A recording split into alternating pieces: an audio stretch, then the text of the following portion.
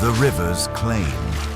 The river was wild, that June morning, fed by melting snow from the high places, its waters swollen and fierce, dragging everything it could toward the jagged rocks downstream. The sound of it roared in Foster Hale's ears as he crashed through the underbrush, boots skidding on wet stone saddlebag forgotten somewhere behind him. The moment his eyes locked on the pale shape bobbing near the rapids, instinct overtook reason. It wasn't the kind of sight you could think your way through. It demanded action. Without hesitation, he tossed his colt to the ground, shrugged off his coat, and dove. The current hit him like a horse's kick to the chest. Cold as death and just as merciless, it seized him immediately, trying to yank him under with every stroke. He gritted his teeth and drove forward, arms slicing the water like blades, lungs burning as the weight of the current fought to drag him under. Her body moved in flashes between waves, hair like riverweed limbs, limp dress caught on something below. One of her boots was gone.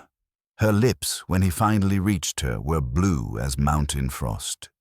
He wrapped one arm around her torso, tucking her under his chin as the water tried to tear her away.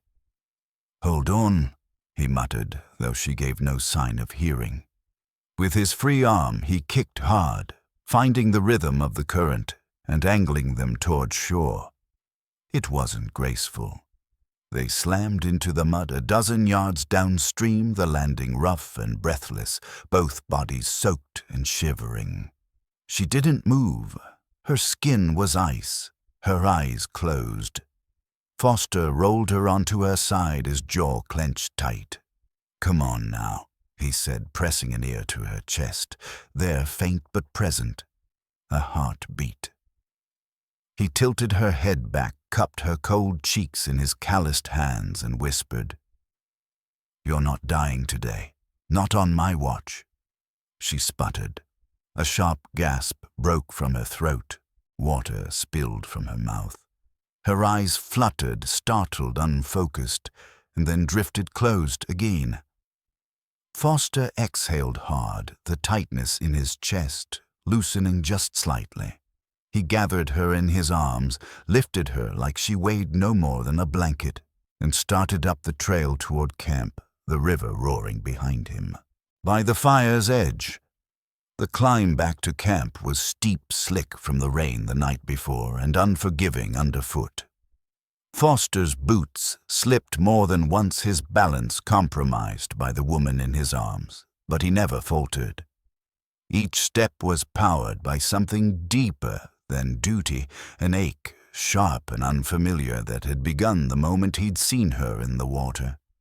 He didn't question it, just held her closer, adjusted her weight, and pressed forward through mud and bramble. By the time he reached the fire pit, the sky had begun to darken with the approach of evening. He laid her down gently on the canvas groundcloth, as if setting something sacred in place. His coat went over her shoulders, and a second blanket followed from his supply stash. He stoked the fire until it blazed, the warmth licking at her damp skin.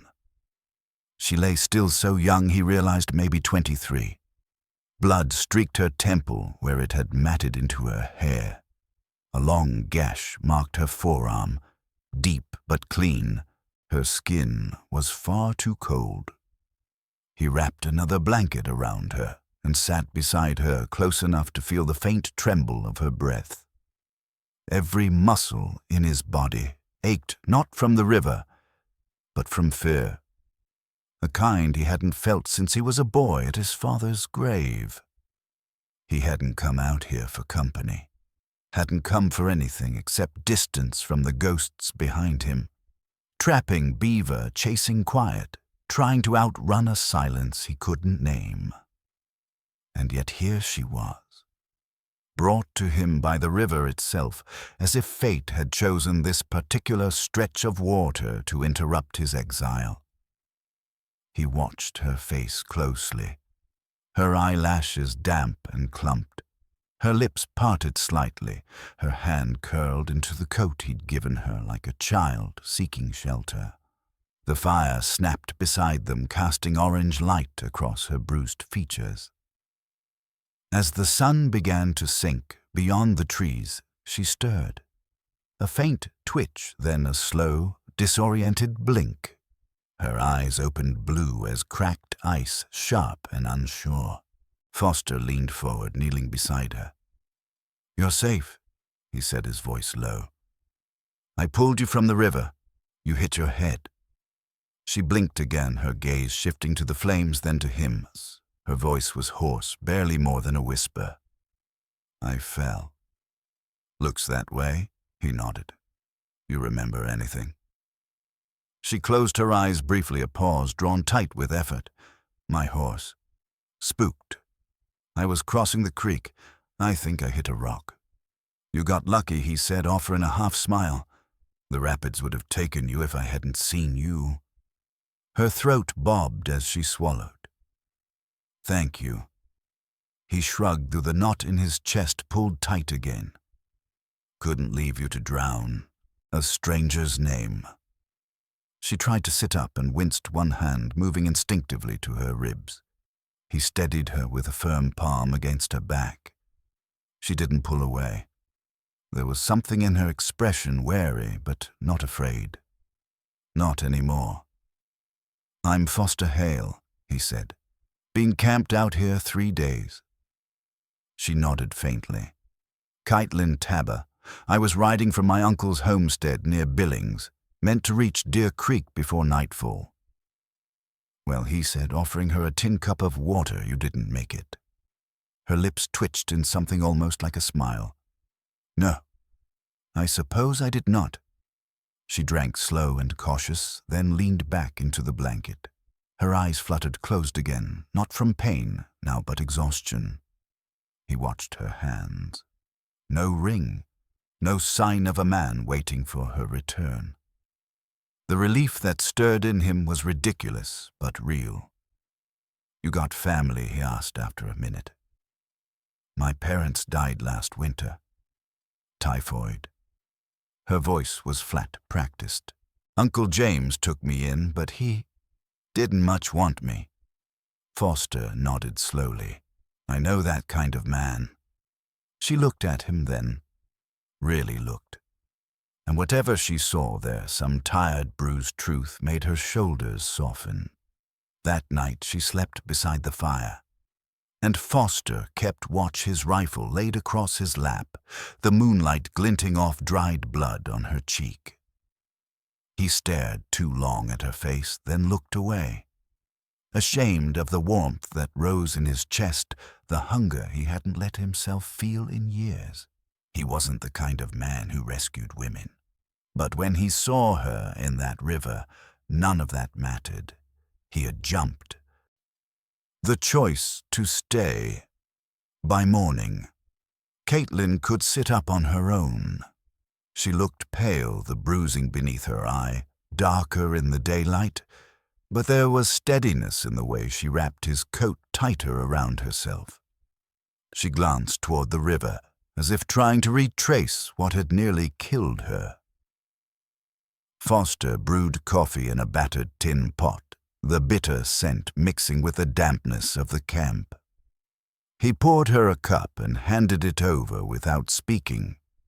She took it, fingers curling around the warmth, like it was the first good thing she'd held in weeks. "I should have died," she said after a long silence, her voice thin but sure. "You didn't," he answered, settling beside her. His own cup balanced on his knee. "I don't know what happens now. You could ride on to Deer Creek," he said, keeping his tone even. "Once you're steady." She stared into the steam rising from the tin. "I don't want to go back to my uncle's place." He turned toward her, then eyes meeting hers. "Then don't." Her lips parted slightly in surprise. "Just like that, you're grown. You don't owe him anything." She looked down again, absorbing the truth of his words. When she finally spoke, it was quieter. I need work, a place to stay. Foster rubbed the back of his neck, then took a breath. I've got a cabin near Miles City. Small, but it could use some fixing up. I could use the help. Her eyes lifted slowly to his. You'd let me come with you. I wouldn't leave you out here alone, he said simply. She studied him not with suspicion, but with the careful look of someone unaccustomed to being offered anything without a cost. Finally, she gave a short nod. You don't even know me. I saw enough to know you're worth saving. The quiet that followed was thick with something unnamed. Not obligation, not pity. Something else tentative, fragile, and blooming. Kaitlin looked down at her hands. You scared me, coming out of that river. I thought you were a dream. Foster smiled faintly. No dream, just a cowboy who got lucky. She met his gaze. No, I was the one who got lucky. His throat tightened. He stood then, brushing off his coat. If you're sure you want to come with me. We ride by noon. I'm sure, she said. And she meant it. The ride towards something new. They rode side by side across tall grass, the wind carrying the scent of summer and wet soil. Her horse was still skittish, favoring its right flank but manageable. Kaitlin's hair, still damp from the river, stuck to her neck in dark strands. Her dress was torn and stained, but she sat straighter than she had that morning, shoulders squared, eyes clearer. Foster stole glances at her from time to time, noting how she held the reins. Not like a delicate lady, but someone used to managing her own weight in the world. You ever help build a roof? He asked, his voice low and conversational, as if testing something between them. She turned her head, gave him a flat look with a spark of humor. I can learn, he nodded. I have no doubt. They rode in silence after that, the sun rising warm on their backs, the grass swaying in wide waves around them. Foster found himself thinking too much about how she'd looked that morning holding the coffee, how her fingers had curled around the tin, how she'd looked at him like he was something more than a stranger. He'd never had a woman share his fire before, never wanted one to, until now. When they reached the edge of the valley, Kaitlin slowed her horse. The land dipped low and wide, dotted with cottonwoods and sage. Why did you come out here alone? She asked, her tone soft but direct. Foster hesitated. Lost my father last year. Needed to be somewhere quiet. She nodded, eyes on the horizon. I'm sorry. He shrugged. He wasn't an easy man. But he was mine. They rode a few paces before she spoke again. Maybe we both lost things we can't get back. He looked at her. Maybe. But maybe we get to build something new. She met his gaze. A pause. Then maybe we do. Leaning into the silence, they followed the narrow trail where the cottonwoods leaned low branches, whispering secrets in the wind. Birds called overhead unseen, but insistent, their songs scattering over the valley floor.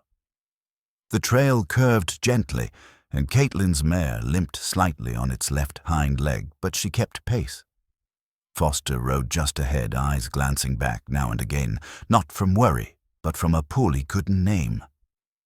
You worked cattle before, he asked, low enough to not spook her mare. She shook her head. No. My father kept sheep. I helped with shearing, but horses were never mine to handle. You ride like they were, he said. She didn't answer right away.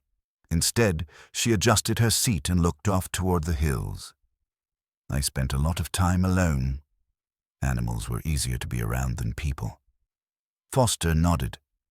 People do damage. Animals don't. Most do, she replied.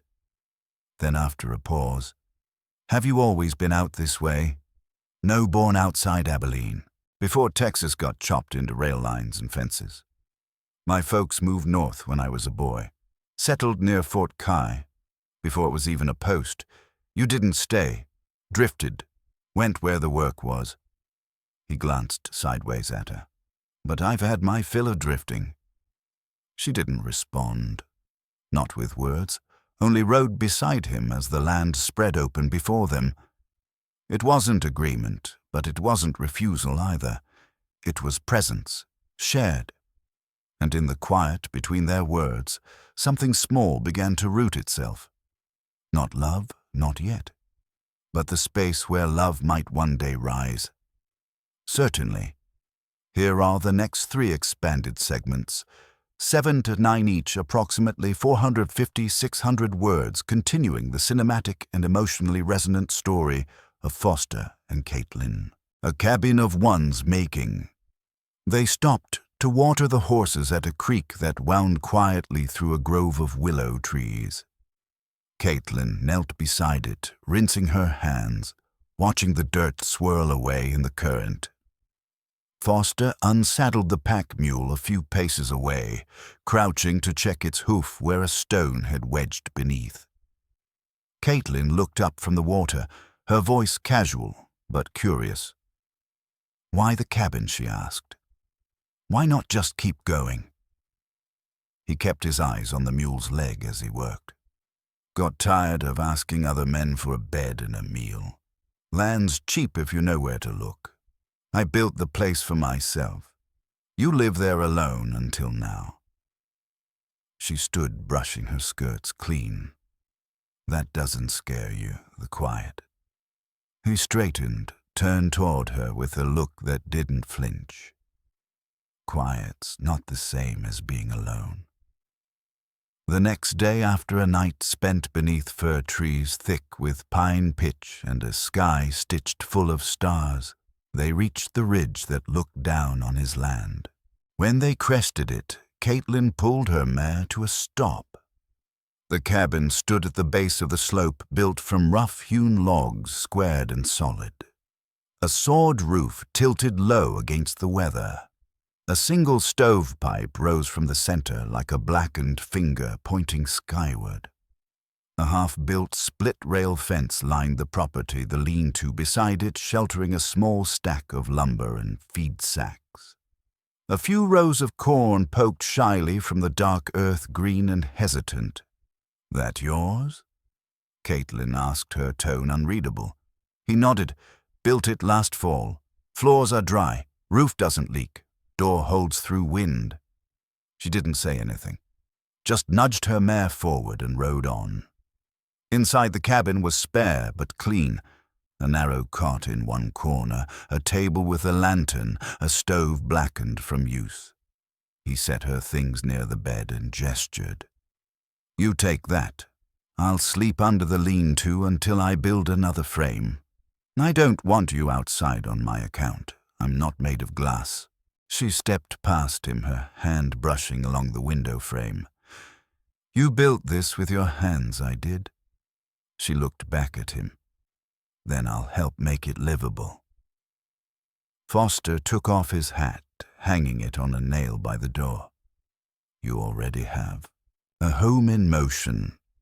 That night, he cooked beans and cornmeal on the stove while she sorted through supplies. Her fingers moved with quiet purpose. She found a tin of dried apples and handed it to him without a word. He nodded and dropped a few into the pot. "You always cook like this?" she asked, folding kindling for the morning fire. "When there's someone else to feed," he said. She smiled, not looking up. Later, with the bedding arranged and the fire banked low, Foster stepped outside into the cold. The stars hung heavy overhead, the kind that made a man feel both small and watched. He crossed his arms, letting the chill settle into his bones. The door creaked. Kaitlin stepped out, wrapped in the blanket he'd given her. Her hair was loose for the first time, falling around her shoulders.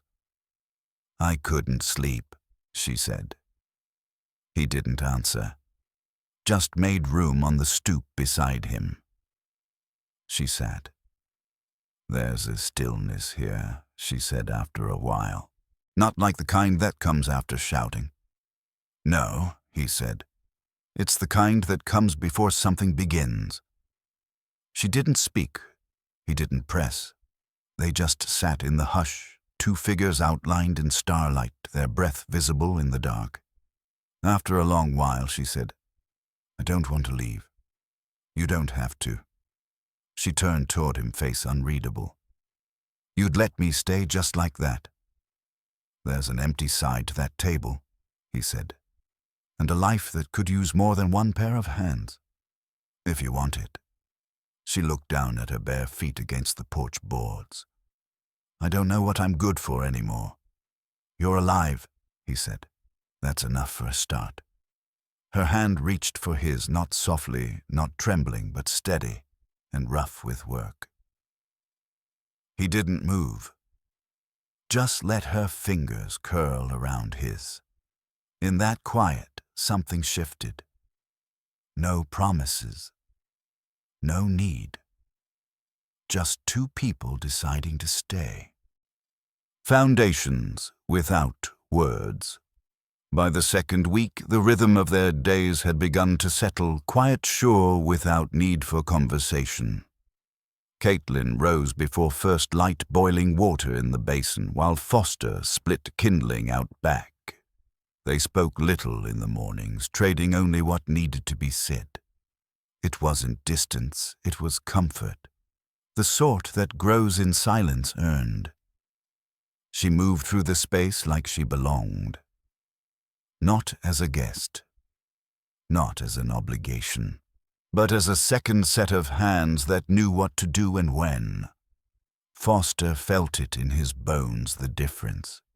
It was in the way she folded blankets without being asked, the way she adjusted the lantern wick just before nightfall.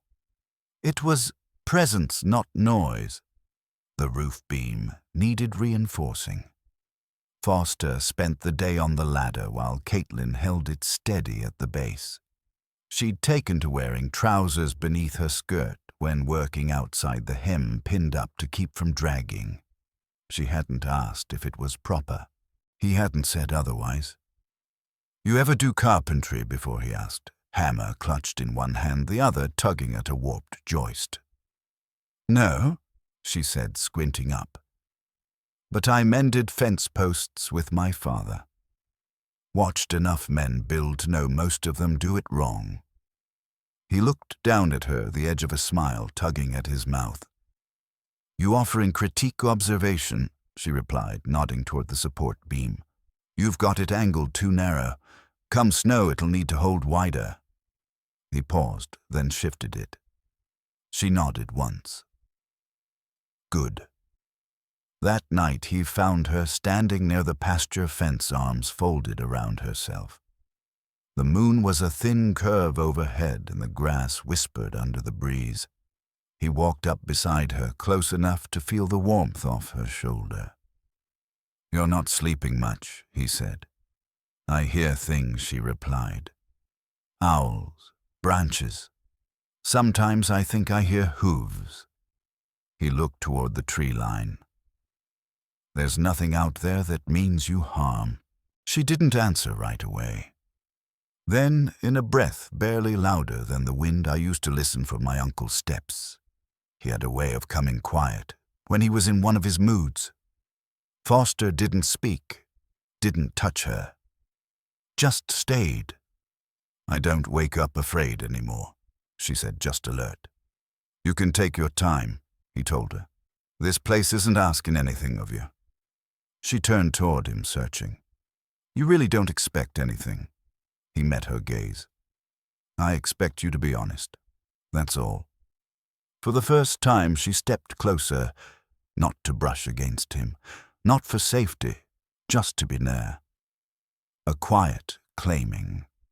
The days rolled in dry and warm wind, pushing clouds eastward and drying out the mud in the yard until it cracked in long, lazy lines. Foster spent the morning reinforcing the lean-to. its beams having bowed slightly under last winter's weight. Kaitlin worked in the open patch behind the cabin, sleeves rolled, high hair tied back with a strip of cloth as she cleared a space for a vegetable garden. She worked with quiet determination, the kind born from years of having to make do. He watched her once, just for a moment, leaning on his shovel, while she stood with her face tilted to the sun, eyes closed. The light caught on the edges of her lashes, and for a breath of time she looked like someone who had just remembered how to exist in the world. She didn't tell him what she was thinking. One evening she came in from the hills with a bundle of sage and wild onions slung in the crook of her arm. She set it on the table without ceremony, then turned toward the door again as though the moment were nothing. "I saw your name carved into the post by the gate," she said, voice casual but steady. He didn't look up from where he stirred a pot of stew. "Had to mark it. Land agent said it was mine, so I made it known." There was a pause, a breath. "You ever think about carving someone else's name next to yours?" He froze spoon suspended mid-stir. Then he set it down slowly, wiping his hands on a cloth. "You ask him for yourself," he said, watching her carefully. "I'm asking if the thoughts ever crossed your mind." His voice was lower when he replied, "It has." She nodded once. "Then maybe I'll go carve mine next to yours, so there's no confusion." He didn't stop her, and that night when he stepped outside she was sitting on the stoop with a scrap of pine in her hands and a small carving knife, working slow and sure. She didn't look up when she spoke. "I used to whittle when I was a child. Nothing fancy, birds mostly. Never had anyone to carve for." He lowered himself beside her, slow and reverent, like he might disturb something sacred. "You do now." She looked at him, then moonlight catching the curve of her cheek, and leaned in, slow sure. Their lips met without rush, without trembling. Just a quiet acknowledgement of everything they had survived and everything still waiting. A rhythm that holds. By late July, the heat had thickened over the plains. The grass along the ridgeline turned brittle and gold, crackling underfoot. Foster rose early before the sun pushed its weight into the valley. Kaitlin followed without needing to be asked. They no longer needed to speak their intentions aloud. Their rhythm had become a thing of muscle and memory. The corn rows had begun to tassel. Kaitlin spent the mornings thinning the weeds her skirt hem pinned up to keep from dragging her palms dark with soil. Foster fashioned a short-handled hoe from a broken tool shaft, fitting it to her grip without fanfare. She didn't thank him out loud, but he saw it in the way she used it the next morning without hesitation. They moved together like a pair of hands meant for the same task. One afternoon she straightened from her crouch and stretched her back, wiping her brow. "I've been thinking," she said, "about getting some laying hens." Foster leaned against the fence rail, one boot crossed over the other. "We'd need a proper coop. Wire, if we can get some. Otherwise, foxes will make quick work." "I dried the sage and onion I picked," she said. "There's a woman in Miles City Trades feed. I think she might want something different. You want to ride in? I've got eyes and hands. I can manage a trade." He nodded. "Then we'll go together." She didn't say anything right away, just pushed her hair back under her hat and returned to her rows. He watched the way her shoulders moved under her shirt and thought not for the first time that she no longer spoke of the land like it was his. She spoke like it was theirs. Town and the voice. She reclaimed. The trip into Miles City took most of the next day. They loaded a crate with the dried herbs, packed feed bags in case they found trade, and hitched the mule team to the wagon. The ride was long, and rutted dust trailing behind them like smoke. Kaitlin sat beside him on the bench, her basket wrapped tight in cloth eyes, scanning the prairie with a calmness that hadn't been there weeks before. When they passed the burned shell of an old stage stop, she spoke. I remember hiding behind a stove like that. I was little. My mother told me to hush while riders passed. Foster kept his eyes forward. You never told me your mother was cautious. She was careful, Kaitlin said. She knew men could be unkind when they thought no one was watching. They rode in silence, the wheels groaning beneath them. When he spoke again, his voice was barely above the clatter. Were you ever hurt by more than your uncle? She didn't flinch. No, he hit me, but he didn't go further than that. I wouldn't have stayed if he had. He nodded, jaw tight. You don't owe me the telling. I know, she said, but I want to tell it. Miles City was louder than usual. Ranchers in from the outlying valleys, wagons with hides stacked, high soldiers on foot from the garrison post. Foster helped Kaitlin down, then stood back as she adjusted her bundle. She looked him in the eye. I'd like to speak for myself, she said. If that's all right. He smiled. It's more than all right.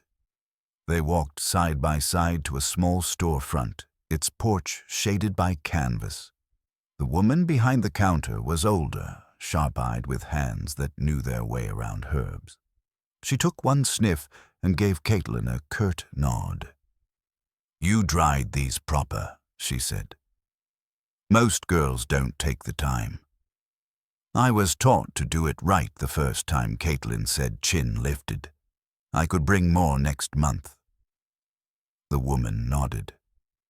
Hens are in the back, but you'll need a tight coop. Coyotes bowled this summer. Outside, Kaitlin handed Foster the feed sack. We'll need a trough. I'll make one tomorrow, he said. They didn't stop anywhere else. Kaitlin held her head high as they loaded the hens into the crate. No one gave her a second glance, but Foster stayed close, his presence steady as iron. On the way home, as the wagon creaked over the hills, Kaitlin finally spoke. I used to think I'd never own anything, she said. No land, no place that was mine. He didn't look at her, just kept the reins loose in his hands. You do now. Her fingers brushed his knee, just a breath of touch. I want to stay, not just through summer or harvest. I want to stay through winter, through whatever comes. He drew in a breath, slow and even. Then we'll build for it. A life hammered into place. When they returned to the cabin, the sky had softened to lavender, and shadows stretched long across the grass. Foster helped Kaitlin down from the wagon while she carried the sack of feed inside. He unloaded the slatted frame he'd been piecing together, a rough start to a chicken coop, and brought it around from the lean-to. Neither of them spoke much. They didn't need to. Together they worked until the last sliver of sunlight dipped behind the ridge. He hammered wooden slats into place while Kaitlin stretched wire between the posts, her hands swift and confident. The hens clucked softly from their crate, as if aware they were being settled into something safer than they'd known before. By the time stars blinked to life overhead, the coop stood sturdy and finished. Foster tugged off his gloves and turned toward her. She was covered in dust hair clinging to her face, smudges on her arms and neck, but her eyes were bright, and there was a fierce pride in the way she stood, one hand on her hip, the other shading her brow as she looked over their work. I never built anything that held before, she said, almost to herself. He stepped closer, his voice low. You built this. Her eyes found his in the dark. "And it'll hold." Then she stepped toward him, not hesitant and not testing, but with the surety of someone who'd been walking toward this moment for years. Her hand found his waist-calloused fingers curling into the fabric of his shirt. "I don't just want the work, Foster," she said. "I want you." There was no pause, no questioning. He reached for her hands, rough and steady as they came to rest on her hips. Their kiss was full, no apology, no tremble. Just the quiet certainty of two people who had come through storm and fire and still stood. Behind them, the coop stood silent. The wind stilled, and the prairie, for once, did not wait for anything. The first frost. Autumn's breath came early that year. The frost kissed the tops of the corn rows in delicate lace and lingered on the window panes like ghosts of winter yet to come. Foster came in from the lean-to, one morning, boots caked in pale dust breath visible in the cold air. He set down a pail of milk beside the stove. "You'll want to cover the root cellar," he said. "Ground's starting to tighten." Kaitlin didn't turn from the table. She was tying a strip of cloth around a bundle of dried herbs. "Already did," she replied. "Stacked the last of the turnips, too." He paused, rubbing his hands in front of the fire. "You think ahead." "I had to." She brushed a bit of dust from the tabletop with the side of her hand. "Planning was the only thing I could count on." He watched her for a beat, something settling in him. "You still feel like you have to fight for every day?" She looked up at him, then eyes steady. "No, not since here." That evening the wind shifted from the north, carrying the first scent of snow, high up in the mountains, still but not far off. They ate stew at the table, the lantern between them casting soft golden light across their faces. Kaitlin set her spoon down slowly. "I want to marry you," she said.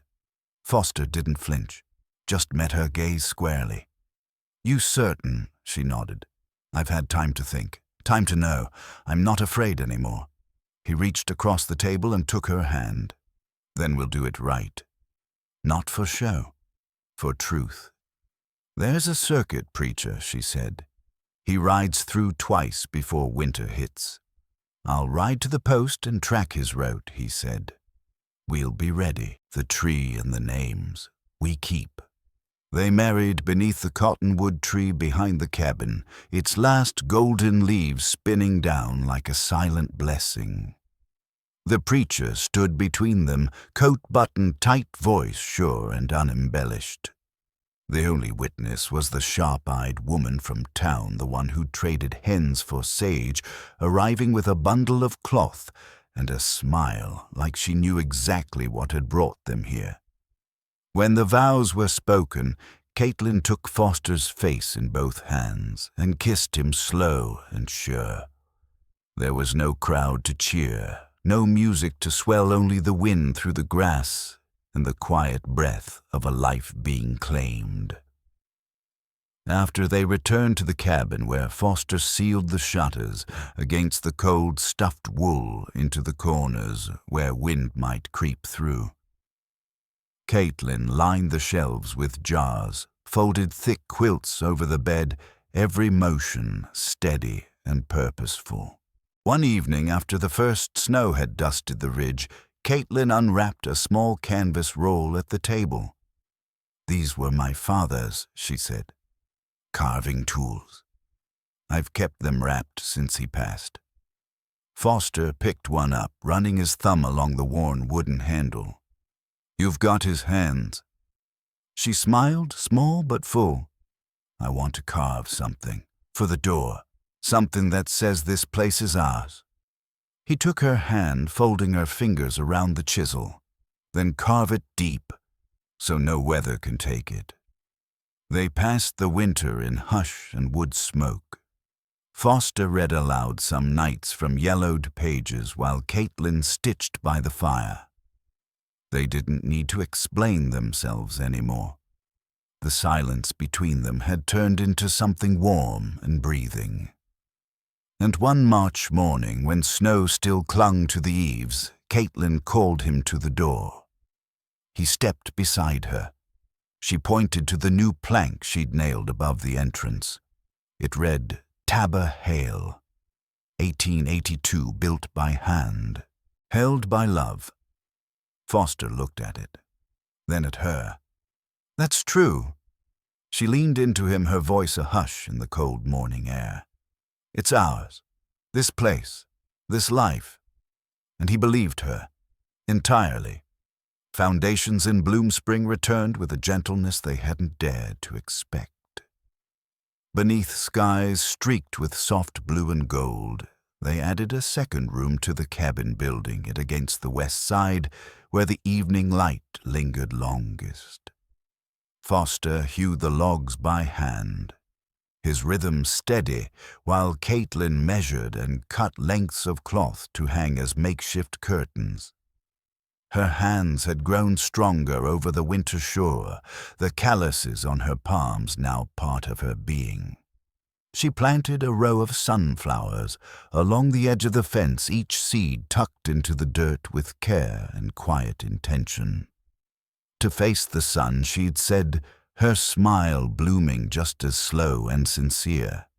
And each day she tended the ground like it had always belonged to her. Foster brought home a young sorrel mare from a trader who owed him a favor.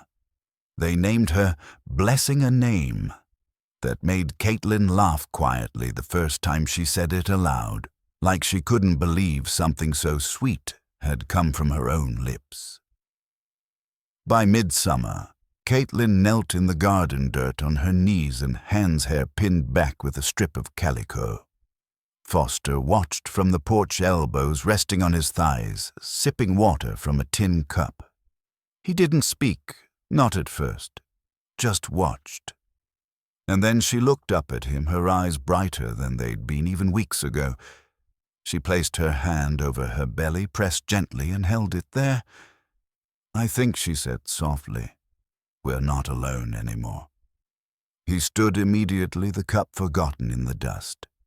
He came to her, crouched beside her in the rows of vegetables, and she took his hand and placed it over the same spot. Neither of them spoke. They didn't need to.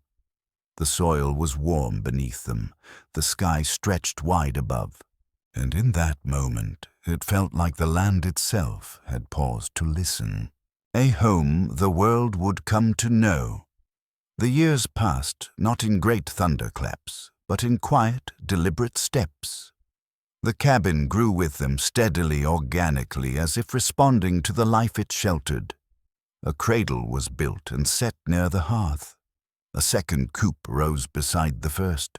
A swing made from braided rope and a worn pine plank was hung from the same cottonwood where they had spoken their vows. The children came and grew barefoot, loud and wild in the way only safe children are. Their laughter echoed across the field while Kaitlin hung laundry in the breeze and Foster planed new boards for the barn. They became a part of the land just as much as the wind, the dirt, the crop rows and fence lines. Neighbors came to know them not by what they had endured, but by what they had built. A place where no voice was raised in fear, where food was shared without asking, where even the dogs lay quietly in the shade knowing there was nothing to fear. And in the long days of harvest or short days of snow, Foster and Kaitlin met at the same table they always had. The routines didn't grow old. They became sacred. There was no ceremony in it, but the depth of their choosing was never lost. They had built a life that held, not just in the planks or the rafters, but in the space between their hands, the way she reached for him as naturally as breath, the way he rose early, without being asked, just to boil the water before she stepped in. The last light, and what remains. In time, The children left the house they'd grown up in, walking away down the same ridge trail their mother had first taken trembling and wet and half-dead years before. They built homes of their own scattered across Montana's wide and stubborn land. But they always came back at holidays, at harvests, when the world grew heavy and the memory of peace called them home. Foster still rose early. He still carried the pail from the lean-to breath clouding in the crisp air. Kaitlin still tied back her hair with a faded strip of cloth and boiled water for the basin. The rhythm between them never broke. If anything, it deepened. They never had to say what they meant. It was written in the walls, carved into the beam above the door, Tabber Hale, 1882. Built by hand, held by love. And each night, no matter how long or tiring the day had been, Foster would reach for her hand, rough-worn, familiar. And every night without fail, she would be there, fingers laced, warm, home. It had started with a rescue, a leap into a river without thought, and it had become everything.